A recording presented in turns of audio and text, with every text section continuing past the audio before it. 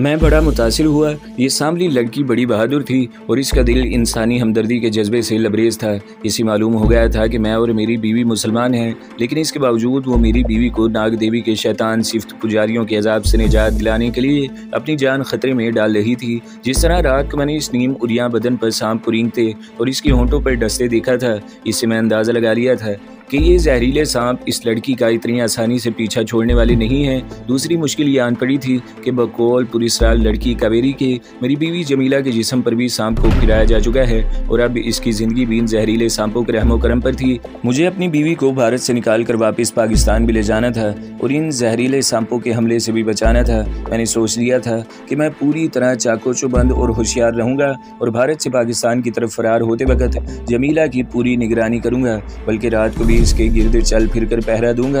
अगर कोई दुश्मन सांप नजर आया तो मैं इसे वहीं कुचल डालूंगा। जिस तरह पुलिसराल लड़की तो हम परस्ती और सांपों को देवी देवता समझती थी, मैं वैसा नहीं था। मैं सांप को महज एक मूजी कीड़ा ही समझता था जो बहरहाल इंसानों से डरता है और हम इसे हलाक कर सकते हैं। जब कावेरी ने मेरी बीवी जमीला को बचाने की खातिर मेरे साथ नाग देवी के मंदिर से फरार होने का फैसला कर लिया तो वो उठ खड़ी हुई। मैं भी इसके साथ ही फर्श पर से उठ खड़ा हुआ। कावेरी ने मेरी तरफ निगाहें उठाकर देखा और बोली, बाहर आ जाओ।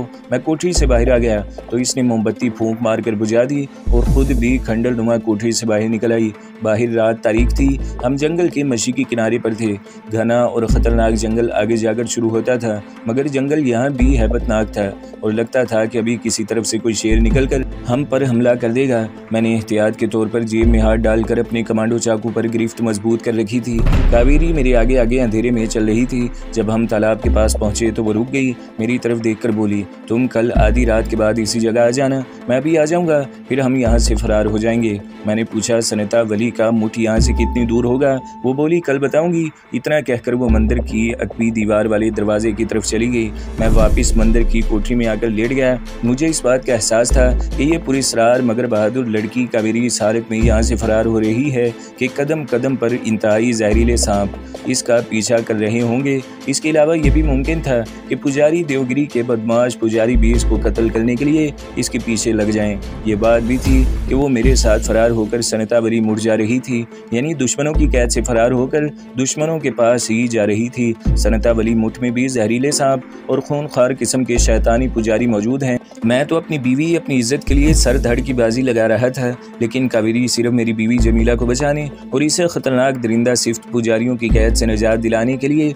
सनतावली मुठ जा रही थी। वरना वो फरार होने के बाद भारत के किसी दूसरे बड़े शहर कोलकाता, बम्बई या मद्रास या दिल्ली की तरफ भी निकल सकती थी। अगर वो एक खतरे से निकलकर दूसरी तरफ खतरे में जा रही थी तो सिर्फ मेरी बीवी जमीला को बचाने के लिए, वरना वहाँ जाने की इसे कोई ज़रूरत नहीं थी।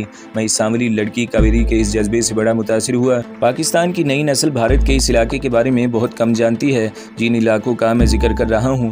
पुरानी नस्ल के जो लोग इन इलाकों से वाकिफ़ हैं, इन्हें मालूम होगा कि संबलपुर और देवगढ़ का इलाका भारत के सूबा मध्य प्रदेश और सूबा ओडिशा के दरमियान वाक़ है। इसके जुनूब में आंध्र प्रदेश शुरू हो जाता है। इस इलाके में भारत के इंतहाई गुंजान, दुश्वार गुजार और ख़तरनाक पहाड़ी जंगलात का सिलसिला फैला हुआ है, जहाँ हर किस्म के दरिंदे और हशरातुल अर्ज़ पाए जाते हैं। बल्कि मेरी मालूमात के मुताबिक इन जंगलात में बाज़ ऐसे गोशे भी हैं जहाँ आज तक कोई शिकारी भी नहीं जा सका। ये जंगल देवगढ़ और संबलपुर से जुनूब की तरफ शुरू हो जाते हैं और मैं इस वक्त देवगढ़ और संबलपुर के दरमियान नाग देवी के मंदिर में ही था। मुझे अंदाज़ा हो गया था कि पुलिसरार लड़की कावेरी जिस सनतावली मुठ की तरफ मुझे ले जाने वाली है वो जुनूब के जंगलों में ही किसी पहाड़ी जंगल में वाक़ होगा। संबलपुर और देवगढ़ के जुनूब मगरिब में बड़ा शहर रायपुर और शुमाल की जानिब बिलासपुर ही आता था, जो वहाँ से काफ़ी फासले पर था। इन्हीं ख्यालात में उलझा मैं काफ़ी देर तक जागता रहा। फिर मुझे नींद आ गई। सुबह काफ़ी दिन निकल आया था। जब मैं जागा, मेरा हिंदू यात्री साथी रात के पिछले पहर नाग देवी के मंदिर में पूजा करके आया था और अभी तक सो रहा था। वो दिन भी मैंने मंदिर की चार दीवारी में ही रहकर गुजार दिया। रात हो गई तो मैंने फरार की तैयारी शुरू कर दी। सिर्फ जहनी तौर पर मुझे तैयार होना था, वरना मेरे पास सामान वगैरह तो कुछ था ही नहीं। कई रोज़ से मैंने शेव नहीं बनाई थी। मैंने मंदिर के अहाते के बाहर एक गुजाम के खोखे में गैस की रोशनी में बैठकर शेव बनवाई। वापस तालाब में जाकर गुस्ल किया। पुरानी कमीज़ उतार कर वहीं फेंक दी और नई धुली हुई कमीज़ पहन ली। कोट मैंने पहले ही कहीं फेंक दिया था। ठंडे नीले रंग के कपड़े की मामूली सी जर्सी थी जो मैंने पहन ली, क्योंकि यहाँ पर सर्दी बिल्कुल नहीं थी। जर्सी इसलिए पहनता था कि इसमें 4-5 जेबें थीं जिनमें कुछ ज़रूरी चीज़ें रख सकता था। जमीला की फ़ोटो वाला लिफाफा मैंने अपनी पुरानी पतलून की अकबी जेब में डाल रखा था। कुछ भारतीय करेंसी नोट जो बच रहे थे वो मैं जर्सी के अंदर ही छुपाता जा रहा था। बड़ा कमांडो चाकू मेरी पतलून की दाएं तरफ वाली जेब में था। मैं कोठरी में वापस आकर चारपाई पर लेट गया। नींद आ जाने का सवाल ही पैदा नहीं होता था। मैं ज़हनी तौर पर भी और जिस्मानी तौर पर भी पूरी तरह बेदार था। वक्त मैंने देख लिया था। इसी अंदाजे से मैं आंखें बंद करके चारपाई पर देर तक लेटा रहा। जब लेटे लेटे काफ़ी देर हो गई तो उठकर बाहर मंदिर के कमरे में आ गया। वहाँ दीवार के साथ एक क्लॉक लगा था। वक्त रात के 10 बजे का था। अभी मुझे मजीद घंटा 1.5 घंटा गुजारना था। कावेरी के बारे में मुझे कल रात का तजुर्बा हो चुका था। वो ठीक आधी रात के फ़ौरन बाद तालाब पर आ गई थी। मैंने सोचा कि अब कोठरी में जाकर लेटने की ज़रूरत नहीं है। चुनांचे मैं मंदिर के इस कमरे में ही बैठा रहा। ये कोई कमरा नहीं था, एक कदरे कुशादा कोठरी थी। कुछ यात्री औरतें और मर्द इधर उधर चिटाइयाँ बिछाकर बैठे थे या लेटे हुए थे। ये सब लोग आम हिंदू यात्री वाले लिबास यानी लंबे लंबे कुर्ते और धोतियाँ पहने हुए थे। औरतों ने भी धोती नुमा साड़ियाँ पहनी हुई थी। इनमें सिर्फ मैं एक ऐसा यात्री था जिसने पतलून कमीज और जैकेट पहनी हुई थी। दीवार पर जहाँ क्लॉक लगा हुआ था इसके नीचे एक आदमी दीवार से टेक लगाए बैठा था। मैंने महसूस किया कि इसी ने मुझे 2-3 बार घूर कर देखा। भारतीय इंटेलिजेंस का मुझे शुरू ही से खतरा लगा हुआ था। मैं इंडियन नेशनल नहीं था, पाकिस्तानी था। मेरे पास भारत में दाखिल होने के लिए जिस वीज़े की ज़रूरत होती है वो भी नहीं था और मैं जंगी कैदियों की गाड़ी से छलांग लगाकर फ़रार भी हो चुका था। अगरचे मैं जिस मुसीबत में गिरफ्तार था वो भारत में गैर कानूनी तौर पर रहने की मुसीबत से ज़्यादा बड़ी और गंभीर थी। यानी मुझे अपनी बीवी की तलाश थी। इसके बावजूद मैं भारत में गैर कानूनी तौर पर और एक मफरूर पाकिस्तानी जंगी कैदी की हैसियत से मौजूद होने की हकीकत को भी नज़रअंदाज नहीं कर सकता था। मैंने इस आदमी को अपनी तरफ घूरते देखा तो कुदरती तौर पर मोहतात हो गया, लेकिन मैं वहाँ से उठा नहीं। इसी जगह इसी हालत में बैठा जायज़ा लेता रहा कि क्या वाकई ये शख्स कोई मुश्तबा शख्स है या मुझे वैसे ही शक पड़ा है। थोड़ी थोड़ी देर के बाद मैं इस आदमी पर नज़र डालता तो आदमी पहले ही से मुझे देख रहा होता था। जब निगाहें चार होती तो वो जल्दी से नज़रें दूसरी तरफ कर लेता। जब मुझे यकीन हो गया कि ये आदमी मेरी निगरानी कर रहा है तो मैं वहाँ से उठकर अपनी कोठी की तरफ चल पड़ा। मेरा साथी हिंदू यात्री आज भी नाग देवी की पूजा करने गया हुआ था। मैं कोठरी में आकर चारपाई पर बैठ गया, लेकिन मैं कुछ बेचैन हो गया। थोड़ी देर बाद मुझे कावेरी के साथ एक इंतहाई अहम मुहिम पर रवाना होना था और मैंने ही चाहता था कि इस मुहिम में इंडियन इंटेलिजेंस वाला भी मेरे पीछे लग जाए। जाहिर है वो यहाँ अकेला नहीं होगा, इसका कोई ना कोई साथी ज़रूर इसके हमरा वहाँ आया होगा और इन लोगों के पास असला वगैरह भी होगा। मैं इस खतरे को अपने साथ लेकर अपनी बीवी की तलाश की मुहिम पर रवाना नहीं होना चाहता था। इस शख्स से निजात हासिल करना ज़रूरी हो गया था। सवाल ये पैदा होता था कि इससे निजात कैसे हासिल की जाए। यही एक रास्ता था कि मैं इसे जल देकर किसी तरह मंदिर के पीछे जंगल वाले तालाब और कोठी की तरफ निकल जाऊं। अगर मैं इसे किसी तरीके से हलाक कर देता तो किसी नई मुसीबत के खड़े हो जाने का डर था। मैं खामखा खुद को और कावेरी को किसी नई मुश्किल में नहीं डालना चाहता था। चुनांचे मैंने इसी वक्त छुपकर जंगल की तरफ निकल जाने का फैसला किया और कोठरी से निकलकर अंधेरे में मंदिर के अकबी दरवाजे की तरफ चल पड़ा। जैसा कि मैं बयान कर चुका हूँ, मंदिर का ये इलाका दिन के वक्त भी खाली खाली रहता था। रात के वक्त तो यहाँ सन्नाटा तारी था। मैं भी मंदिर के अकबी छोटे दरवाजे से 6-7 कदमों के फासले पर ही था कि पीछे से मुझे आवाज़ आई, भैया जी ज़रा ठहरना। मैंने रुककर पीछे देखा। मुझे अंधेरे में एक आदमी अपनी तरफ आता दिखाई दिया और आदमी मंदिर वाले मशकूक शख्स के सिवा और कोई नहीं हो सकता था। जब वो करीब आया तो मैंने इसे पहचान लिया। ये वही मंदिर वाला मुश्तबा आदमी था। अच्छे कदकाठ का आदमी था और अधेड़ उम्र भी ज़्यादा नहीं था। इसने अपना सीधा हाथ अपनी खद्दर की बास्केट में डाल रखा था। मैंने पूछा, क्या बात है भैया? यहाँ अंधेरा ज़रूर था मगर कुछ फासले पर एक कोठरी के बाहर बल्ब जल रहा था। इसकी रोशनी में हम दोनों की शक्ल सूरत नज़र आ रही थी। वो मेरे और करीब हो गया। अपना दायां हाथ इसने अभी तक सदरी की जेब में डाला हुआ था। मैं समझ गया कि इस जेब में भरा हुआ पिस्तौल या रिवॉल्वर है। मेरी कमांडो की ट्रेनिंग की हिस्स पूरी तरह बेदार हो गई थी। मैंने ये भी सोच लिया कि अगर इस शख्स ने मुझे अपने साथ चलने पर मजबूर किया तो मुझे क्या करना होगा। वो मेरे और करीब आ गया और ख़ास इंटेलिजेंस के आदमियों के अंदाज में मेरी तरफ मुस्कुरा कर देखने लगा। तुम कहाँ से आए हो? मैंने बड़े एतमाद और किसी कदर बेनियाजी से कहा, अमृतसर से नाग देवी के दर्शनों को आया हूँ। क्यों, तुम क्यों पूछ रहे हो? वो इसी तरह मुस्कुरा रहा था जैसे इसको मेरे बयान पर यकीन न आया था। कहने लगा, अमृतसर में क्या करते हो? मैंने कहा, क्या बात है, तुम कौन हो? इस आदमी के चेहरे की मुस्कुराहट गायब हो गई। कहने लगा, जरा मेरे साथ मंदिर के बाहर तक आओ। मैंने कहा, क्यों आऊँ? तुम मुझे इस तरह हुक्म देने वाले कौन हो? इस वक्त इस आदमी ने सदरी की जेब से हाथ बाहर निकाल लिया। इसके हाथ में रिवॉल्वर था। कहने लगा, हमें मालूम है कि तुम पाकिस्तान के जंगी कैदी हो, तुम्हें हमारे साथ पुलिस चौकी तक चलना होगा। इसने हमें कहा तो मैं समझ गया कि वो अकेला नहीं है, इसके दूसरे साथी भी इसके हमरा हैं और वो यहीं कहीं इधर उधर छुपे हुए होंगे। मैंने फ़ौरन हिकमत अमली तब्दील कर ली क्योंकि मेरे पास ज़्यादा वक्त नहीं था। मैंने कहा, भैया तुम्हें किसी ने गलत बताया है, मैं पाकिस्तानी कैदी नहीं हूँ, मेरा नाम मदन लाल है और अमृतसर में मेरी मनियारी की दुकान है, बाजार माई सेवा में। इस आदमी ने मेरी तरफ मुसलसल घूरते हुए अपने साथी को आवाज़ दी, धर्मचंद आ जाओ तुम भी। दाएं जानिब दीवार के पीछे से एक आदमी निकलकर हमारे सामने आ गया। आते ही बोला, क्या कहता है ये गंगादीन? पहले वाले सीआईडी ऑफिसर का नाम गंगादीन था। कहने लगा, कहता है मेरा नाम मदन लाल है, मैं पाकिस्तानी जंगी कैदी नहीं हूँ। गंगादीन ने हंसकर कहा, धर्मचंद जी इसकी पतलून उतरवा लेते हैं, अभी मालूम हो जाएगा कि हिंदू है या मुसलमान। मैं खतरे की आखिरी सरहद पर आ गया था। यहाँ से फरार का एक ही रास्ता था जो मैंने सोच लिया।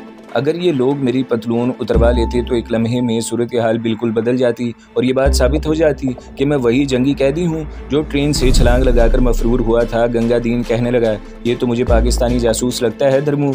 धर्मचंद ने कहा, इसकी पतलून उतरवाओ। गंगादीन भी जवान आदमी था मगर जिस्मानी ताकत में दोनों मुझसे कमज़ोर थे। गंगादीन बोला, पतलून ये खुद उतारेगा, फिर इसने मुझे हुक्म दिया, चलो भैया ज़रा अपनी पतलून तो उतारो। इस दौरान मैं इनकी तरफ देख भी रहा था और मैंने ये सोच भी लिया था कि इनसे किस तरह निजात हासिल करनी होगी। ये भारतीय पुलिस इंटेलिजेंस के लोग थे, सिर्फ पिस्तौल दिखाकर दूसरे को काबू में कर सकते थे। इन्हें इल्म ही नहीं था कि इनके सामने जो जवान आदमी खड़ा है और जिसे वो पतलून उतारने के लिए कह रहे हैं वो पाक आर्मी का एक साबिक ओहदेदार है और तरबियत याफ्ता कमांडो भी है। मैंने इन्हें कहा, मैं ना तो पाकिस्तानी मफरूर जंगी कैदी हूँ और ना पाकिस्तानी जासूस हूँ, मुझे कोई एतराज़ नहीं, मैं पतलून उतार देता हूँ। और मैंने पतलून की पेटी खोलनी शुरू कर दी। असल में मैं पतलून की पेटी नहीं खोल रहा था बल्कि अपने आप को एक ख़ास जाविये पर ला रहा था जहाँ से मुझे धर्मचंद पर अटैक करना था क्योंकि रिवॉल्वर इसी के हाथ में था। अगर मेरे सामने भारतीय फ़ौज के जवान होते तो मुझे मुश्किल पेश आ सकती थी क्योंकि आर्मी के जवान कमांडो ना भी हों तो भी उन्होंने आर्मी ट्रेनिंग सेंटर की मार खाई होती है। इन पर काबू पाने के लिए मुझे कोई दूसरी हिकमत अमली सोचनी पड़ती, लेकिन ये इंडियन इंटेलिजेंस वाले मेरे जैसे ट्रेंड आर्मी कमांडो के सामने कोई हैसियत नहीं रखते थे। खतरा सिर्फ इस बात का था कि कहीं घबराहट में रिवॉल्वर का फायर मेरी तरफ ना आ जाए। जब मैंने इन्हें कहा था कि मैं खुद ही पतलून उतार देता हूँ और पतलून की पेटी तक हाथ पहुँचाते मैंने उस आदमी के मुंह पर मुक्का मारा। वो पीछे जा गिरा और वो लोग अनाड़ी थे, उन्होंने ये हमाकत की कि वो दोनों मुझसे गुत्थम गुत्था हो गए। उन्होंने किसी को आवाज़ नहीं दी थी। ये इस बात का सबूत था कि इनके साथ कोई तीसरा आदमी नहीं था। जैसे ही वो मुझसे गुत्थम गुत्था हुए मैंने दोनों की गर्दनें अपने बाजुओं के आहनी शिकंजे में जकड़ ली और एक ख़ास जाविये पर सिर्फ 3 झटके दिए। मेरा ख्याल है कि मेरे पहले ही झटके में इनकी गर्दनों के मनके टूट गए, इनके जिस्म मेरी गिरफ्त में ढीले पड़ गए। मैंने इन्हें छोड़ दिया वो रेत की बोरियों की तरह नीचे गिर पड़े। ये हकीकत है कि कमांडो अपने दुश्मन को भी यूं ही नहीं मारता। यहाँ मामला ऐसा था कि अगर मैं इन्हें ना मारता तो उन्होंने मुझे मार देना था। मैंने अपने पीछे देखा, वहाँ कोई नहीं था। दोनों दुश्मन बड़ी आसानी से मौत की आगोश में चले गए थे। मैं इस तरफ गया जिधर रिवॉल्वर गिरा था। मैंने झुककर रिवॉल्वर उठा लिया। रिवॉल्वर के आगे साइलेंसर की नाली लगी हुई थी। मैंने मैगजीन खोलकर देखा, रिवॉल्वर भरा हुआ था और इसका सेफ्टी केज भी खुला हुआ था, यानी सिर्फ ज़रा सा दबाने से फायर हो सकता था। मैंने पिस्तौल का सेफ्टी केज आगे कर दिया और रिवॉल्वर जैकेट की जेब में रखकर बारी बारी दोनों लाशों को घसीटकर मंदिर की दीवार के पास अंधेरे में डाल दिया। मुझे इसकी फिक्र नहीं थी कि सुबह जब दोनों की लाशें मिलें तो लोग मुझे पकड़ लेंगे, क्योंकि मुझे रातों रात पुरस्कार लड़की कावेरी के साथ इस इलाके से हमेशा हमेशा के लिए दूर निकल जाना था। इस काम से फारिग होकर मैं जल्दी से मंदिर की दीवार वाले दरवाजे से बाहर निकल गया। मुझे एहसास था कि अभी आधी रात नहीं हुई थी, लेकिन 2 आदमियों की लाशें ढेर करने के बाद मेरा मंदिर में रहना ठीक नहीं था। तालाब के आसपास रात की तारीकी थी। मुझे रास्ते का इल्म था। मैं चलते चलते जंगल के शुरू के दरख्तों में पहुंच गया। कुछ फासले पर वीरानी खंडर नुमा कोठरी थी जहां कावेरी ने मुझे आने के लिए कहा था। कोठरी के अंदर गर्मी और हवस था। मैं बाहर चबूतरे पर एक तरफ होकर बैठ गया। जंगल में सन्नाटा छाया हुआ था। तालाब की तरफ से झींगरों के बोलने की आवाज़ वक्फे वक्फे से आ रही थी। हवा बिल्कुल बंद थी। आसमान पर तारे चमक रहे थे।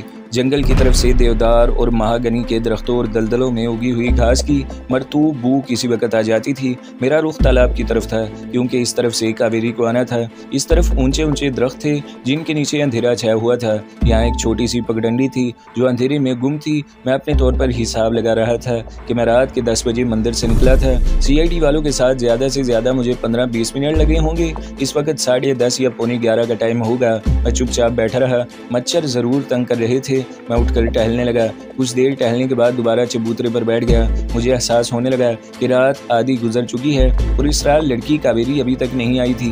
कहीं वो किसी मुश्किल में तो नहीं फंस गई। मुझे एहसास था कि वो इंतहाई मखदूश हालात में से निकल कर आने वाली है। हो सकता है कि ऐन वक्त पर बदमाश पुजारी देवगिरी ने इसे अपने पास बुला लिया हो। वहाँ कुछ भी हो सकता था। ये ख्याल आते ही मैं कुछ बेचैन सा हो गया। मैं उठकर एक बार फिर टहलने लगा। थोड़ी देर बाद दरख्तों के नीचे जो पगडंडी या वीरान रास्ता मंदिर के तालाब की तरफ से आता था, इसको देख लेता था। वहाँ अंधेरा ही अंधेरा था। एक बार मेरी नज़रें इस तरफ गईं तो मुझे कोई शय वहाँ हिलती हुई नजर आई। मैं रुक कर गौर से देखने लगा। एक साया मेरी तरफ आ रहा था। साया तेजी से करीब आ रहा था। फिर अंधेरे में मुझे कावेरी आती नजर आ गई। मैंने इसे पहचान लिया। इसने हाथों में कपड़े में लपेटी हुई कोई चीज़ संभाल रखी थी। कहने लगी, इन शैतानों से निकल कर आना बड़ा मुश्किल था। चलो आगे निकल चलो। वो ढलान उतर कर कोठरी के खंडर के पीछे आ गई। मैं इसके पीछे पीछे था, फिर इसके साथ हो गया। वो चंद कदम चलने के बाद रुक गई। इसने कपड़े में लपेटी हुई एक बोतल निकाल कर इसका ढक्कन खोला और इसमें से पानी की तरह की कोई शय ज़मीन पर और अपने ऊपर छिड़कने लगी। मैंने पूछा, ये क्या कर रही हो कावेरी? वो बोली, जितनी एहतियात कर सकती हूँ इतनी एहतियात कर रही हूँ। इसमें एक ख़ास जड़ी बूटी कारक है। इसकी बू मेरे जिस्म की बू को किसी हद तक ख़त्म कर देगी और मेरे पीछे आने वाला सांप भटक सकता है। मैंने पूछा, इसकी बू कितनी देर तक रहेगी? वो बोली, ज़्यादा से ज़्यादा 1 घंटे तक मेरे ताक़ुब में आने वाले सांप को मेरी बू नहीं आएगी। इतनी देर में हम कोशिश करेंगे कि जितनी दूर निकल सकते हैं निकल जाएं। इसने जड़ी बूटी कारक की आधी बोतल वहाँ छिड़क दी। कहने लगी, यहाँ नाग मंदिर की सरहद ख़त्म होती है। मैंने ये सरहद पार कर ली है और इस वक्त इस तहखाने की पिटारी में बंद काले सांप को मेरे फरार का इल्म हो गया होगा और वो अपने आप पिटारी से निकलकर मेरे ताक़ुब में चल पड़ा होगा। अब हमें बहुत तेज़ चलना होगा क्योंकि सांप को यहाँ आकर मेरी बू आना बंद हो जाएगी। वो दूसरी तरफ को निकल कर मेरी बू पाने की कोशिश करेगा। इस तरफ बू नहीं आएगी तो वो दूसरी तरफ निकल जाएगा। हमारे पास सिर्फ 1 घंटा ही है। इसके बाद मेरी बू जंगल में फैल जाएगी और नाग मंदिर का कोई दूसरा सांप पिटारी से निकलकर मेरी तलाश में चल पड़ेगा। जल्दी से निकल चलो। पुर इसरार लड़की कावेरी लगता था कि जंगल से पूरी तरह वाकिफ थी। वो अंधेरे में भी जंगल में बड़ी आसानी से रास्ता देखकर चलती चली जा रही थी। हम जंगल के अंधेरे में जितनी तेज चल सकते थे चल रहे थे। मैंने कावेरी को बिल्कुल नहीं बताया था कि मंदिर में दीवार के साथ 2 भारतीय इंटेलिजेंस वालों की लाशें पड़ी हैं जिनकी गर्दनें मैंने तोड़ी हैं। इसकी ज़रूरत भी नहीं थी। दूसरे कमांडो कभी अपने कारनामों का जिक्र बढ़ चढ़ कर नहीं करते। कमांडो बहुत से राज अपने सीनों में दफन कर लेते हैं। जंगल एक तो घना था, दूसरे अंधेरी रात थी, मगर कावेरी मुझे जिस रास्ते से ले जा रही थी इस तरफ इतना झाड़ झंकार नहीं था। ऐसे लग रहा था जैसे हम जंगल के मशीकी किनारे के साथ साथ आगे बढ़ रहे हैं। एक जगह कावेरी सांस लेने के लिए रुक गई। वो जहाँ जमीन के नीचे से छोटे बड़े पत्थर और चट्टानें निकली हुई थी वहाँ बैठ गई। यहाँ इसने बोतल में बिछा हुआ जड़ी बूटी का खास पानी निकालकर जमीन पर एक तरफ से लेकर दूसरी तरफ छिड़का दिया। कहने लगी, अगर मेरा दुश्मन सांप मेरा ताकुब करता यहाँ तक आ गया तो यहाँ एक बार इसे मेरे जिस्म की बू नहीं मिलेगी, वो रुक जाएगा। मैंने इससे पूछा, अभी हमें कितनी दूर तक चलना होगा?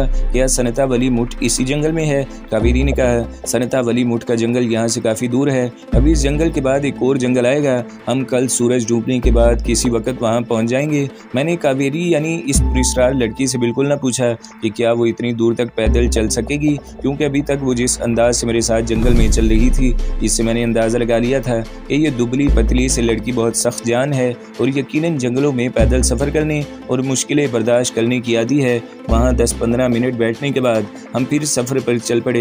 अजीब इत्तेफाक है कि रास्ते में हमें कोई जंगली दरिंदा न मिला।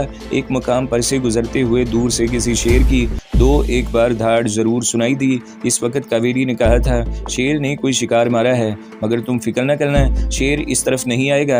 अब वो शिकार को खाने में मसरूफ़ होगा और पेट भरने के बाद बाकी शिकार को घसीट कर किसी महफूज जगह पर ले जाएगा और फिर खुद सो जाएगा। तो दोस्तों, अगली किस्त सुनने के लिए हमारे चैनल को ज़रूर सब्सक्राइब करें, वीडियो को लाइक करें और बेल के आइकन पर भी क्लिक कर दें ताकि हर जो आने वाली वीडियोज़ हैं वो आपको सबसे पहले मिलती रहे।